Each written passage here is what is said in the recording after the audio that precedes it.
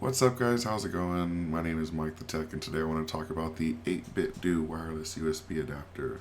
This device caught my eye not just because of what it claimed to do, but because it didn't seem like just some random knockoff item that may or may not work when it gets here. It was actually a Best Buy exclusive, or Amazon and Best Buy exclusive, so I was like, wow, they actually have it in store. It must work. Let me try it out. And good news and bad news. The bad news first, it didn't work. The good news is we got it to work. So I'm going to show you what I did with this, and that is to get my Xbox One controller to work on my Switch.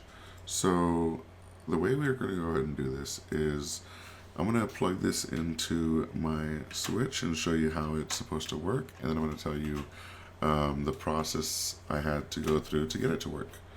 So all you have to do, let me go ahead and open up my phone here.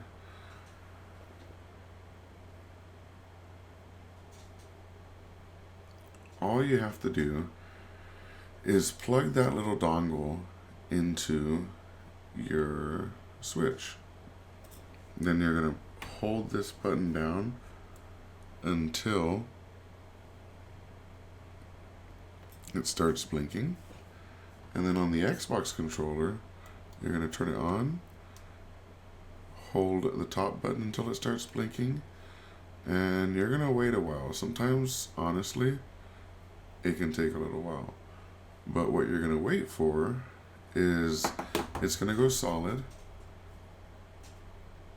and you'll hear the Xbox controller rumble. And that's showing that they are now both connected. Alright, so now we're back to test the game. I've loaded up Animal Crossing, already using the controller, so I already know it works. It's a little fidgety if you have the Joy-Cons off or if you're in a game when you try using it.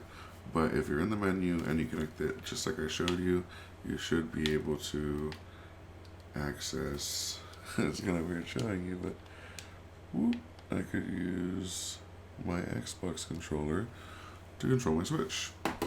So yeah, it's pretty easy. The device does cost about $17 to $20, but I picked one up and it was well worth it. So what you have to do to get it working, though, is when I first used it, it did not work for my Switch. I was like, what is happening? This is not cool. There's actually a firmware update that fixes pretty much everything. You just go to support on their website, you go down to the 8BitDo adapter, and you download their firmware. Really quick download, really quick installation process. You just hold the button down until it the program recognizes it. When it does, it lets you run it, and it updates the firmware, and you're all good to go. Everything seems to work from there. If you have any questions, please feel free to leave it in the comment section below, and thank you so much for watching. Peace.